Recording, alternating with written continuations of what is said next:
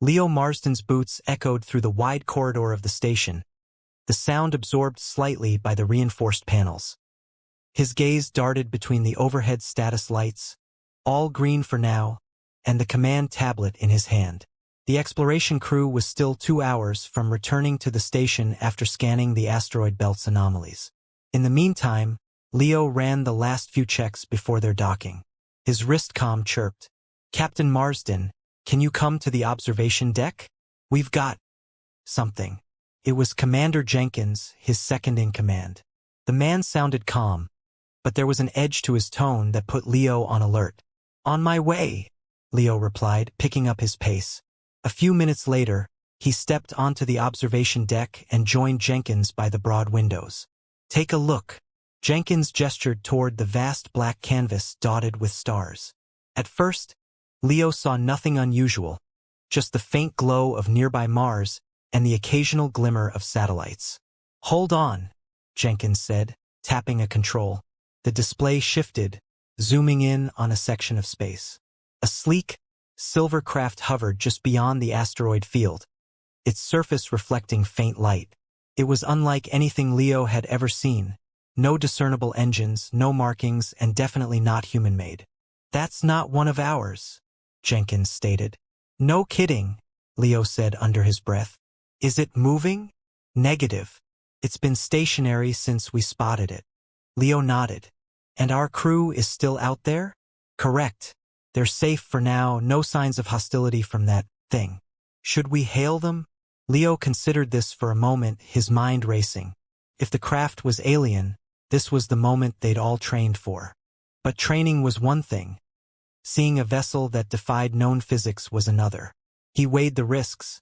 Staying silent might be interpreted as hiding, but sending out a signal could also be misinterpreted. "We'll open a channel, but keep it simple," Leo finally said. "If they're friendly, they'll respond. If not, we'll at least get a sense of their intentions." Jenkins nodded and relayed the command. Within moments, the station's comms officer, Lieutenant Patel, established a basic frequency and sent out a greeting. "Unidentified vessel," Patel said calmly. "This is United Earth Space Station Alpha. We come in peace. Please respond." Silence filled the observation deck. Everyone watched the strange craft, waiting. A minute passed. Then 2. Jenkins frowned. "Maybe they can't hear us? Or they're deciding what to do," Leo replied. "Keep the line open. Let's give them a bit more time." A soft chime broke the silence. Patel's console lit up. "Captain, we're receiving a signal. It's not verbal. Looks like data." Leo leaned over Patel's shoulder. The screen displayed a stream of unfamiliar symbols. The station's translation systems scrambled to make sense of it. Within seconds, a tentative text translation appeared. "We see you. Peace intended." "Well, that's a start," Jenkins said. "What's next?" Leo straightened. "Respond in kind. Send back a message that we acknowledge their peaceful intent and request further communication." Patel's fingers flew across the console. Another moment of tense waiting followed, but this time the alien vessel responded more quickly. A second transmission arrived, clearer than the first. The screen now displayed, "We seek exchange of knowledge." "Initiate meeting?" Leo's breath caught. An exchange of knowledge? The implications were staggering. If these beings were open to dialogue, to collaboration, this could change everything. "Captain," Jenkins said softly, his eyes wide. "What do we do?" "We accept," Leo said firmly. "But on our terms. We invite them aboard, and we keep it neutral." Jenkins nodded, though his expression betrayed his nerves. "Understood. I'll alert security and have the docking bay prepped." As Jenkins turned to leave, Leo placed a hand on his shoulder. "And Jenkins?" "Yes, Captain. Keep the security low profile. No need to spook them. Let's make a good first impression." Jenkins nodded again, this time with a faint smile. "Got it." Once Jenkins was gone, Leo turned back to the window, staring at the alien craft. He couldn't help but feel the weight of the moment. Humanity was no longer alone. Whoever or whatever was on that ship was watching, waiting for a reply. Leo intended to make sure it was the right one. Chapter 2. The Glee's Delegation. The air in the chamber felt charged, as though every molecule was tuned to the same frequency of anticipation. Rows of seats had been arranged in concentric circles, with the largest cluster reserved for Earth's representatives.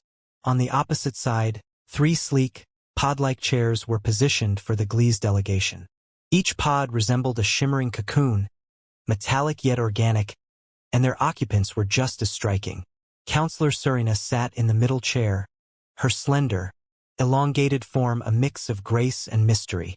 Her skin reflected the chamber's subdued lighting, shimmering faintly like liquid silver. On either side of her, 2 other members of the delegation remained still, their dark, almond-shaped eyes scanning the humans before them. Leo and Jenkins stood near their seats, exchanging a brief, wordless glance. This was a moment neither had trained for.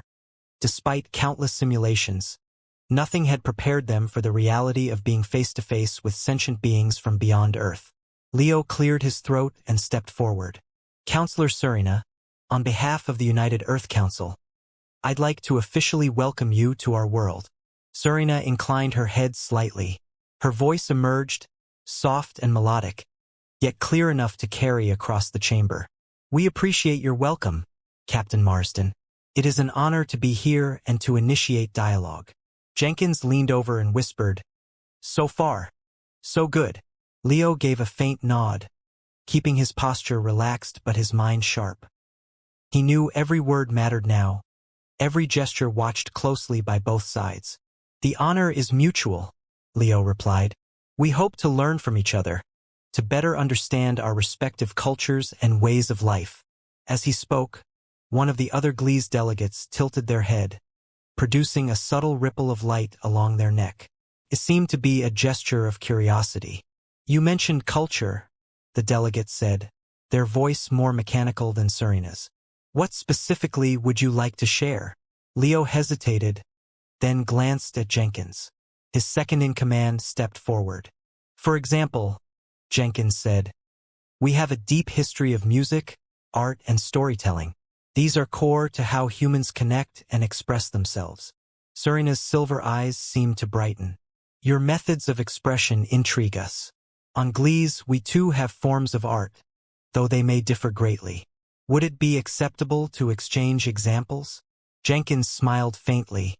"Absolutely. We could arrange a gallery tour, or perhaps a concert, something that showcases our artistic achievements." Before Serena could respond, a slight hum filled the chamber. Leo glanced toward the human representatives, most of whom were whispering among themselves, their expressions a mix of awe and unease. He felt a pang of frustration. "Counselor Serena," he said, "you'll have to excuse some of the murmurs. It's not every day we host visitors from another star." "No offense is taken," Serena replied gently. "We understand that this is new for your people. It is new for us as well." Another Glee's delegate spoke up. "It is also rare for us to encounter a species that shares our drive for discovery. Perhaps that is why we are here." Leo caught Jenkins's eye. The comment was both reassuring and unnerving. Rarely encountering other species that valued discovery? What had they found out there? He decided not to press the point just yet. Instead, he focused on keeping the conversation productive. "Counselor," Leo said, shifting the discussion, "our goal is to establish a lasting partnership. Beyond art and culture, we're curious about your technology, your advancements in space travel, and how we might collaborate on mutual challenges." Serena's gaze locked on his. "Your openness is noted, Captain. We are prepared to share certain aspects of our knowledge, as long as it remains a reciprocal exchange." "Of course," Leo said, nodding.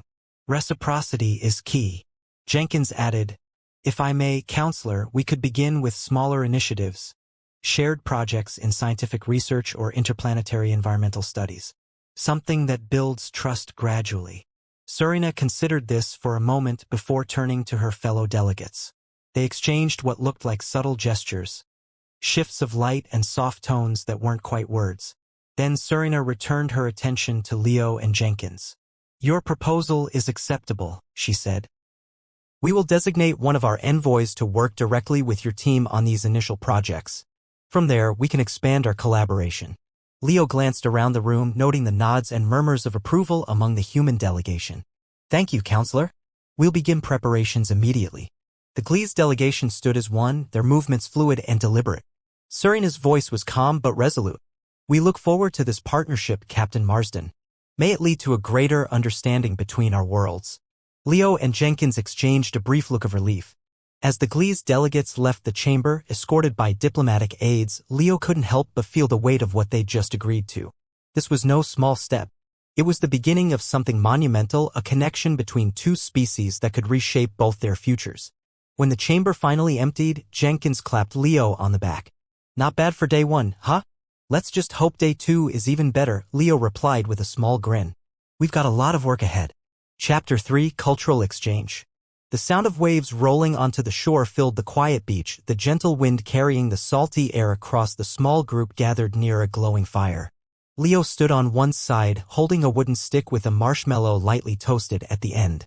Across from him, Serena, her silver skin gleaming in the firelight, regarded the strange treat with a curious tilt of her head.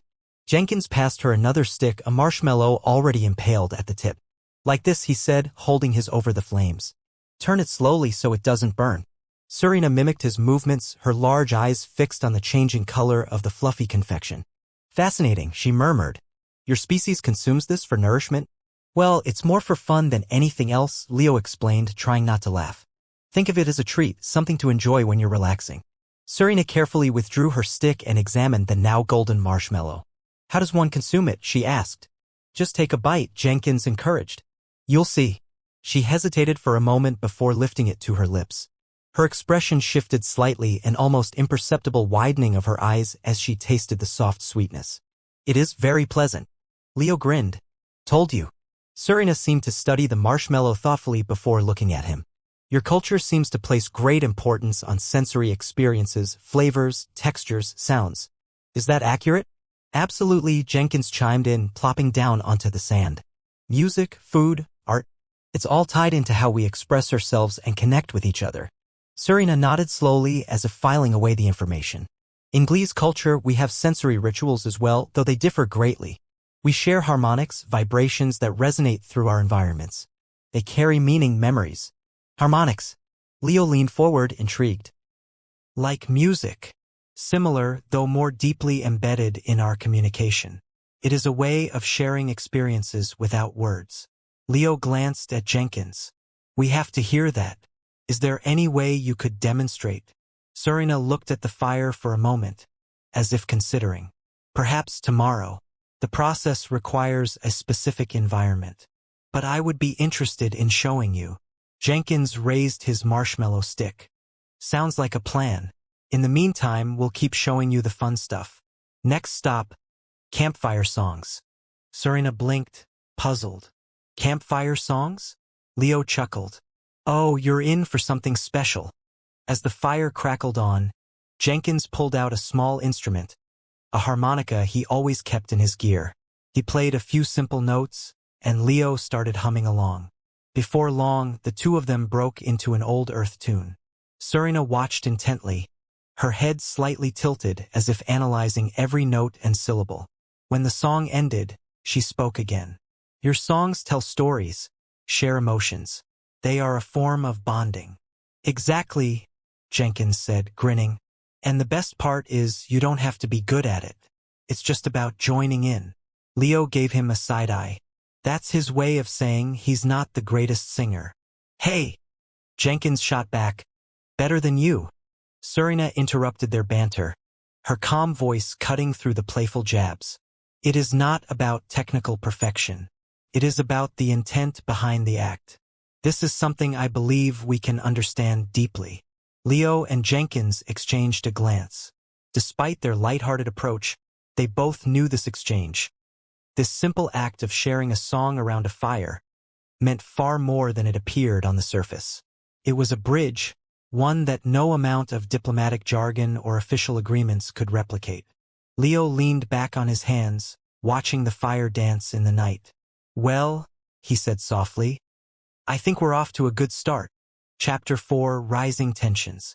The conference center buzzed with activity as people moved between the exhibit halls, their conversations overlapping into a low, constant hum.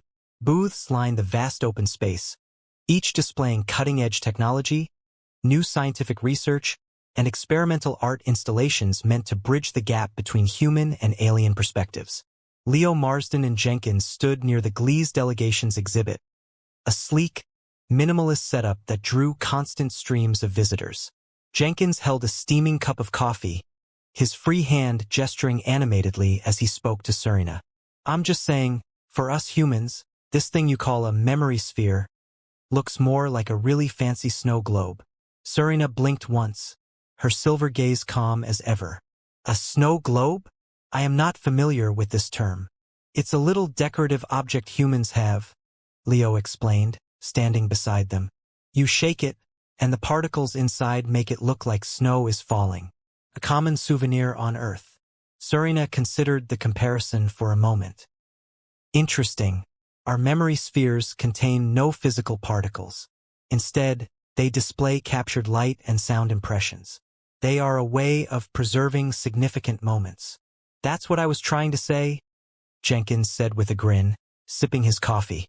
"It's the same idea, only yours is way cooler." Leo leaned closer to the exhibit, watching as the shimmering sphere shifted colors, projecting faint patterns of light into the air. "So how does it work exactly? How do you, I don't know, record a memory in one of these?" "We focus our energy, a combination of mental and physiological states, while holding the sphere," Serena explained. "It captures the frequencies we emit and stores them as a pattern. That pattern can be revisited, allowing us to relive the moment in full sensory detail." "Relive?" Jenkins asked. "Like actually feel it again?" "To some extent," Serena said, her voice soft. "It is not an exact replication, but it evokes the same emotional and sensory impressions." "That's incredible," Leo said, still transfixed. "It's like a living journal." Serena nodded. "In a way, yes. It allows us to understand our history more deeply and share it with others." Their conversation was interrupted by a sudden rise in voices nearby. A group of humans had gathered by another alien exhibit, their expressions ranging from curious to concerned.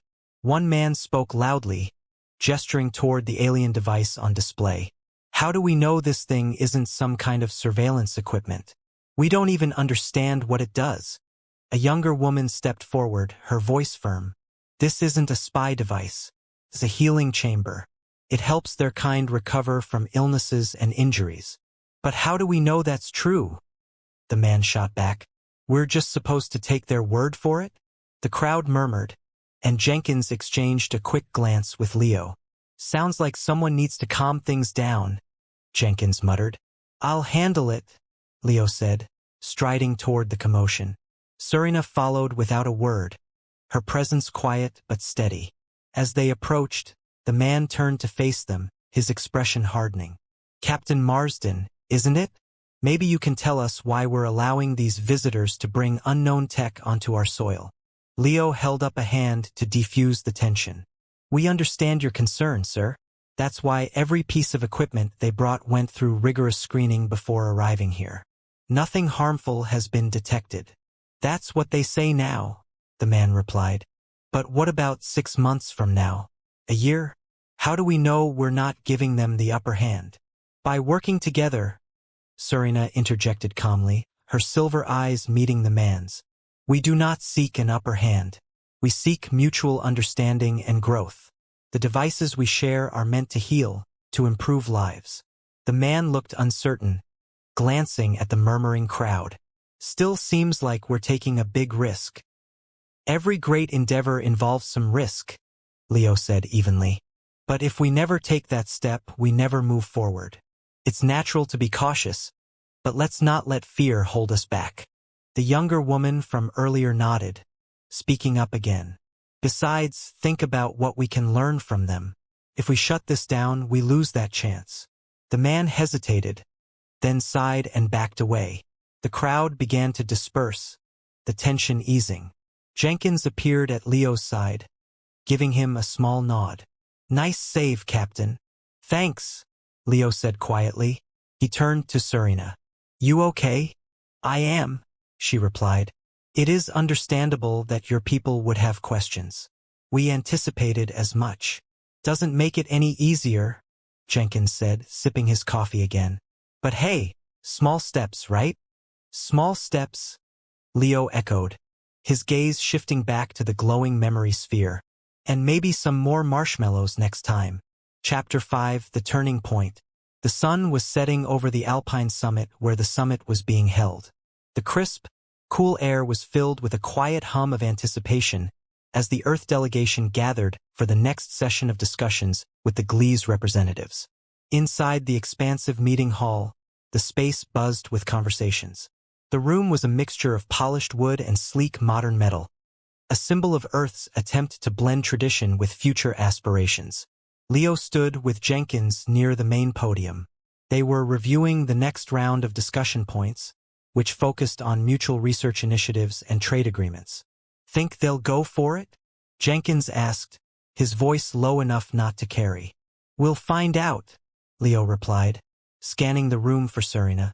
The GLE's counselor had become a pivotal figure in these talks, her calm demeanor and concise communication earning the respect of even the more skeptical human representatives. Just as Leo caught sight of her, ASM. Ned. Great. Just what we needed. Stay here, Leo said, heading toward the noise. As he approached, he saw Serena standing near the delegation's side entrance. She was calm as ever, but a human security officer was blocking her path. Captain Marsden, the officer said as Leo arrived. We've got a situation outside. I see that, Leo said. He glanced at Serena. You okay? I am unharmed, she replied. What is the source of their anger? Fear, mostly, Leo said. They think we're giving away too much or that we don't understand your technology well enough. It's complicated. One of the protesters pushed through the line, shouting, You're selling out Earth. We don't need their help. Leo stepped forward, raising his hands. Let's keep this calm. We're here to find ways to work together, not take anything away from humanity.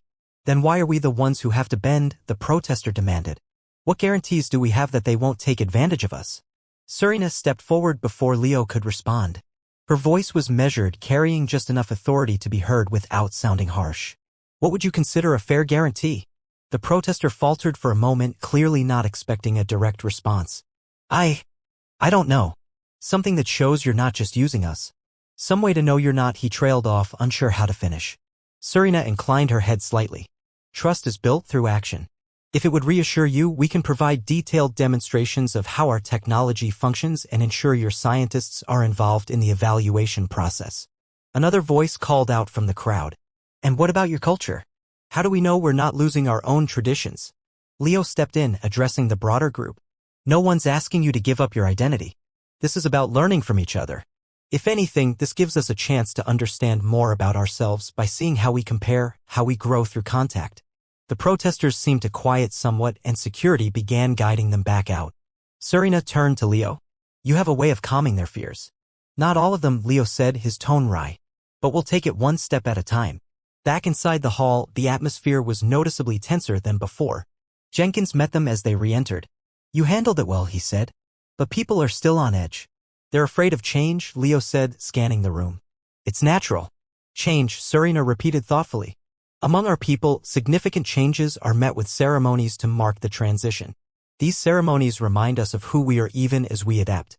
Perhaps you could implement something similar, a ritual to celebrate this cooperation. Leo nodded slowly. It's not a bad idea. Something official that makes people feel part of it. Yeah, but what would that look like? Jenkins asked. A big speech and a ribbon cutting? Maybe something more symbolic, Leo said. A gesture of mutual respect. Maybe a shared event that highlights both cultures. Serena tilted her head slightly, considering. A joint performance, perhaps? Music and visual displays from both worlds, blending into one experience. Jenkins scratched his chin. That could work. People tend to lower their guard when there's music involved. Leo smiled faintly. All right. Let's propose it. If it helps even a little, it's worth the effort. As the next round of talks began, the atmosphere in the hall started to shift. The initial tension remained, but there was now a glimmer of something more productive. Discussions were filled with more questions and fewer accusations. The idea of a joint cultural performance gained traction quickly, as representatives from both sides suggested artists, performers, and locations. Jenkins leaned in as they reviewed the proposals. "You think this'll really help?" "It's a step," Leo said. "No guarantees, but it's something." Surina, standing nearby, spoke softly. "Even the smallest steps can lead to understanding. It is not immediate, but it is movement." The three of them shared a brief, knowing glance. They still had a long road ahead, but for the first time, it felt like progress was truly within reach. Chapter 6. Forbidden Feelings. The cabin they had chosen for the retreat was perched on a secluded ridge overlooking the tranquil waters of a high-altitude lake. The air was cool and crisp, carrying the faint scent of pine. Inside, a modest fire crackled in the hearth, casting a warm glow over the rustic furniture. Leo leaned against the wooden counter, nursing a mug of coffee as Jenkins fumbled with an ancient, battery-powered radio. "Can't believe this thing still works," Jenkins muttered, adjusting the dials. Static gave way to faint music, a classical melody that suited the peaceful setting. He finally settled on a station and set the radio down. "There we go." Instant mood lighting. Surina emerged from one of the rooms, her movements as fluid and deliberate as always. Her shimmering silver skin reflected the firelight, giving her an otherworldly quality that Leo still hadn't gotten entirely used to. "It's a beautiful sound," she said, tilting her head toward the radio. "Classical music," Leo said. "It's been around for centuries. Some of the greatest human composers created music like this, and it's still played today." Surina listened for a moment, then approached the window to look out at the lake. "I find it fascinating how your species preserves your history through sound." Jenkins, now seated on the couch, gestured with his mug. "You must have something similar back on Glees, right? Music? Songs?" "Not songs, as you would call them," Surina replied. "Our form of harmonic expression does not have distinct melodies. It's more of a resonance that shifts and evolves over time. Carries meaning, but not in a structured, linear way." "Sounds abstract," Jenkins said.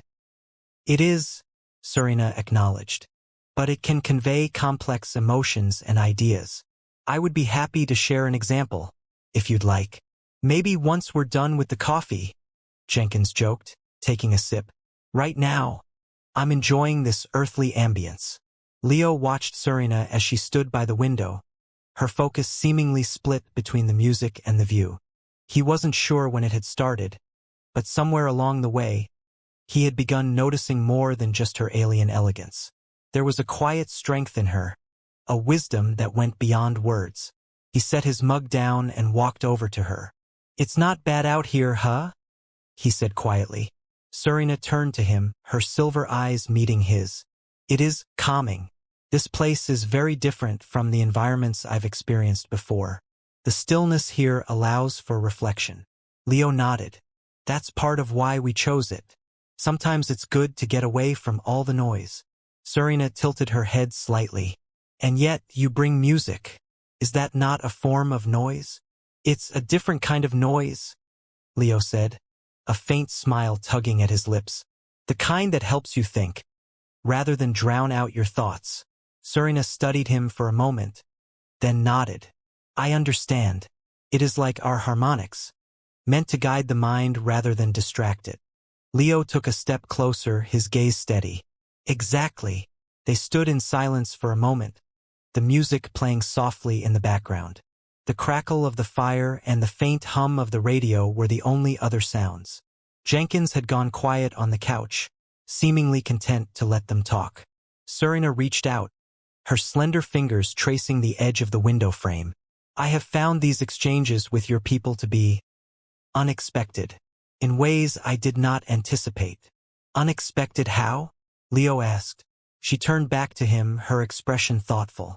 "Your openness, your willingness to share. It is not something we encounter often." Leo hesitated, then said, "It goes both ways, you know? I mean, none of this was in the playbook. You've been pretty open yourself." Surina seemed to consider this for a moment before she took a half step closer. "It is unusual. For both of us. There was a pause, the kind that lingered with unspoken possibilities. Leo's heart beat a little faster, though he tried to keep his voice steady. Sometimes unusual can be a good thing. Serina's silver eyes searched his face, as if looking for something beyond words. Slowly, she reached out and brushed her hand against his. Her touch was cool, almost electric, and Leo felt a subtle jolt run through him. "It can be," she said softly. Neither of them moved for a moment, their hands barely touching. The fire crackled behind them and the music played on. Jenkins remained quiet, either unaware or choosing to give them their moment. Leo finally closed the distance, their hands meeting fully. Serena didn't pull away. Instead, she held his hand in hers, her touch deliberate and sure. When her fingers gently intertwined with his, Leo felt a warmth that wasn't from the fire or the coffee. It was something new, something he hadn't expected but couldn't deny. "Serena." "Yes, Leo? I think He hesitated, but she didn't let him falter. Her free hand came up to rest lightly on his arm, and that small gesture gave him the courage to finish. "I think I feel something more than just curiosity." Serena regarded him with that steady, unblinking gaze. "I have noticed it as well. I was unsure if it was appropriate to address." Leo gave a soft chuckle. "Well, appropriate or not, I think it's happening." Serena nodded once, her fingers still entwined with his. "Then perhaps it is something we should explore." Leo smiled. "I'd like that." Jenkins's voice broke the moment. "Hey, you two gonna keep standing there? Or are we gonna start dinner?" Serena glanced over at him, her hand still holding Leo's. "It appears your colleague has a practical concern." Leo grinned, reluctant to let go. "Yeah, he's like that. Let's make him wait a little longer." Chapter 7: Acceptance and Alliance.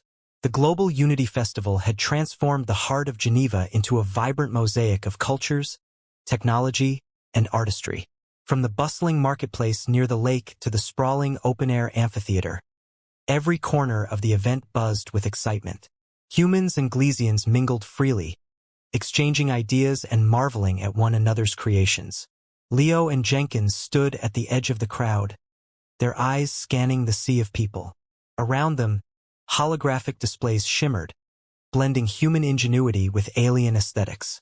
"So far, so good," Jenkins said, adjusting the wristband that allowed him to access translated Glesian texts. "No one's throwing tomatoes, at least." "Low bar, Jenkins," Leo replied, smirking. His gaze shifted to the main stage, where Serena stood alongside a small group of Glesian artists. Their instruments, if they could be called that, looked more like shimmering sculptures, each one glowing faintly in the dimming light. As Serena gestured gracefully, the artists began to play, producing sounds that seemed to ripple through the air. It wasn't music in the traditional sense, but rather a complex arrangement of harmonics that resonated deeply in Leo's chest. The crowd quieted, captivated by the performance. Even Jenkins, who had been cracking jokes just moments before, fell silent. The Glesian harmonics blended seamlessly with the human orchestra that joined them on stage. Strings, brass, and percussion wove together with the alien sounds, creating a completely new form of expression. People began to sway, some even closing their eyes as they listened. "This is something else," Jenkins muttered. "Never thought I'd be into alien music, but this?" Leo nodded. "It's more than music. It's them showing us who they are."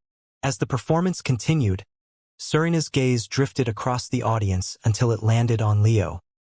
Even from a distance, their connection was palpable.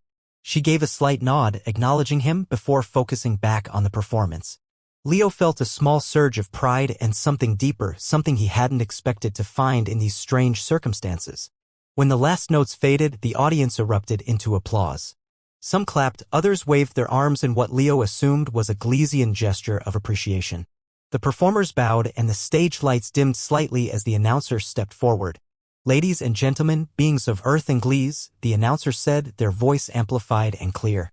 "This marks the beginning of a new chapter in our relationship. The joining of our artistic voices tonight is a symbol of what we can achieve together." The crowd cheered again, and Leo saw more than a few faces glowing with genuine excitement. People were talking, laughing, sharing food and stories. It felt real. Not forced, not staged. For the first time since all this began, Leo believed they might actually pull it off. Jenkins clapped him on the back. "Well, Captain, looks like we didn't screw this up." "Not yet," Leo said, though he allowed himself a small smile. "But we still have a lot of work ahead." As the night progressed, the festival grew even livelier. Human dancers and Gleesian performers took turns on the stage, and the food stalls offered a blend of cuisines from both worlds. Leo found himself wandering through the crowd, stopping now and then to chat with curious attendees. Serena joined him after her performance, her silver skin reflecting the colorful lights strung throughout the festival grounds. "You were amazing up there," Leo said as she approached. "I am glad it was well received," Serena replied. "It is gratifying to share our harmonics in this way." "Gratifying," Jenkins said, appearing at Leo's side. "You had the whole crowd mesmerized. I even saw a couple of kids trying to copy those Gleesian gestures. Whatever you're doing, it's working." Serena's lips curved into what Leo recognized as her version of a smile. "Thank you, Commander Jenkins. Your praise is appreciated." "Don't mention it," Jenkins said, waving her off. "But really, what's next? Are we going to keep doing these festivals every year, or what?" "That's the idea," Leo said, folding his arms. "It's not just about one event. We need to keep building on this, more cultural exchanges, more collaborations." Serena nodded. "Sustaining this connection will require effort from both sides. But I believe the will is there." Jenkins glanced at the crowd. "Well, if tonight's anything to go by, I'd say we're off to a decent start." As they stood together watching the festival continue around them, Leo felt a rare sense of optimism. They weren't just reaching out to another species, they were building something new, something that had the potential to last. It wouldn't be easy, but then the best things never were. "Decent start, indeed," Leo murmured. Then he glanced at Serena. "Let's keep it going." Chapter 8. A New Dawn. The morning air at the spaceport was brisk, carrying the faint hum of engines and the occasional crackle of announcements over the intercom. Leo stood with Jenkins on the observation deck, gazing at the sleek Gleesian shuttle that would soon carry them to Serena's homeworld. The vessel shimmered in the rising sunlight, its smooth, organic design seeming almost alive. Jenkins sipped from his ever-present cup of coffee. "Well, Captain, looks like you're about to make history again." Leo gave a small chuckle, but his focus remained on the shuttle. "Not just me. All of us." Yeah, Jenkins said, waving his hand. "But you're the one going. The rest of us just get to hear about it in the news." The door behind them slid open, and Serena stepped onto the deck. As always, her silver presence seemed to draw all attention. She walked to Leo's side, her gaze following his to the shuttle. "It is ready," she said, her voice calm. "We may depart whenever you are prepared." Leo nodded. "Thanks, Serena." He turned to Jenkins. "You sure you don't want to come along?" Jenkins grinned. "I'd love to, but someone's got to hold the fort here. Besides, I'm pretty sure my jokes would get me thrown out of the airlock before we even left the system." "Probably," Leo agreed, smirking. Jenkins set his coffee down on the railing. "Seriously, though, you're going to do great. You've already done more than anyone expected, and you're only getting started." Leo looked at him. "Thanks, Jenkins. That means a lot. Just don't forget us Earthlings while you're off having intergalactic adventures," Jenkins added, clapping him on the shoulder. "I won't," Leo promised. Serena stepped closer, her voice quieter. "The shuttle is equipped for your comfort, and I will remain by your side throughout the journey." Leo met her gaze, a warmth spreading through him that had nothing to do with the sunlight. "I appreciate that." Jenkins gave them a pointed look and cleared his throat. "Well, I'll leave you two to it. I've got a lot of paperwork to catch up on. Keeping the bureaucracy happy." "Go on, Jenkins," Leo said, shaking his head. "I'll see you when I get back." Jenkins saluted loosely, then headed back inside, leaving Leo and Serena alone on the observation deck. They stood in silence for a moment, watching the shuttle's crew make final preparations. "This is a significant step for both our worlds," Serena said. "Are you certain you wish to take it?" Leo turned to her. "I've never been more certain. We've come this far. I want to see where it leads." She inclined her head slightly. As do I. They walked together toward the boarding ramp, their footsteps light on the metallic floor. When they reached the base of the shuttle, Serena paused, looking up at the vessel. It is fitting, she said softly. This shuttle represents the first true blending of our technologies. It is a bridge, much like what we hope to achieve between our people. Leo smiled. Then let's cross it. They boarded the shuttle where the interior was sleek and luminous, a blend of Glesian materials and Earth's ergonomic designs. The seats were smooth and contoured, the lighting soft and ambient. As the shuttle's systems powered up, a gentle hum filled the cabin, soothing rather than jarring. Leo settled into his seat and Serena took the one beside him. The pilot, a Glesian with a calm demeanor and quick, efficient movements, turned to address them. We will be entering the wormhole conduit in approximately 15 minutes, the pilot said. Please secure yourselves for the initial acceleration. Leo buckled his harness and glanced at Serena. You've done this before? Many times, she replied. It is safe, and you may find the transition illuminating. He raised an eyebrow. Illuminating. You will see, Serena said, a faint smile on her lips.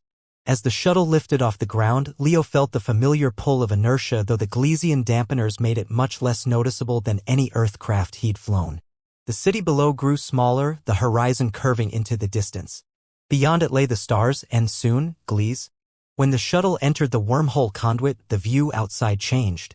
Streams of light streaked past, bending and twisting as if they were moving through liquid silver. Leo stared, mesmerized. It was both beautiful and surreal, like stepping into a dream. It's incredible, he murmured. Serena nodded, her gaze fixed on the swirling light. It is a reminder of the vastness of our universe and the connections we can make within it. The shuttle's journey continued smoothly, and before long, the pilot announced their approach to Gles. STH, the planet's twin suns. Serena watched his expression as they landed. What do you think? It's beyond words, Leo said, still taking in the view. As the shuttle touched down, the crew prepared to disembark. Leo stood with Serena, feeling a mix of excitement and apprehension. But when she placed her hand lightly on his arm, that familiar steadiness returned. Welcome to Gles, she said softly. Leo smiled. Let's get started.